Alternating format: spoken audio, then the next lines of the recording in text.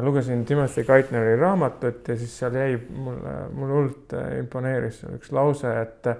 kriis on alati mingis mõttes kuidas öelda, loomingu puudus või ettenägelikkuse puudus või võime kujutada ette kõige hullemaid stsenaariumeid, et juriste nagu treenitakse ajas tagasi vaatama, et ajas edasi vaatamine nagu ei tule juristidele, et võib-olla siin on julgeolekuasutused, seal on politseid, nemad vaatavad rohkem ohutõrje, rohkem ettepoole, nii et kuidas, ma siis märkasin, et teil oli siuke töökuulutus väljas, otsisite siis kriisi lahendusse kuhugi inimest ja siis üks nõue oligi see, et siis oskaks nagu tulevikku mõelda neid riskistsenaariumeid luua ja siis neid läbi mängida niimoodi, et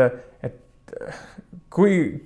keeruline või raske on selliste inimeste leidmine ja kui oluline see oskus on? Lihtne oleks, siis ei oleks töökuulutust, ütleme niimoodi. Aga ei, tõsi, ta on kriisijuhtimine, see on täiesti omaette metoodika ja meil on õnneks meil ka juhatuse tasemel kolleege,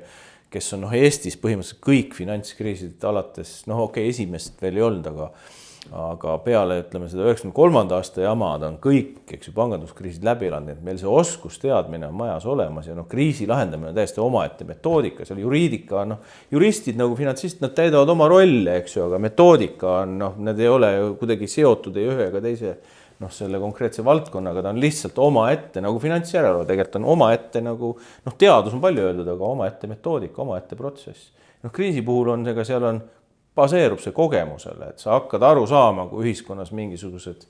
ja meil on aruandlusel see baseerub kõik, aruandlus, mida meile esitatakse, selle baasilt sa hakkad aru saama, mis toimub ja siis sa näed, see on aruandlus on reeglina üldine, sa näed finantside pealt, mis toimuma hakkab, kogemuse pealt ka loomulikult ja siis sa tõenäoliselt võtad nagu tihedama aruandluse teatud punktides, on see ajaliselt või siis informatsioonipositsioonilt tihedamalt ja sa siis fokusseerid nendele teemadele ja siis nii edasi. Meil on seal kriisi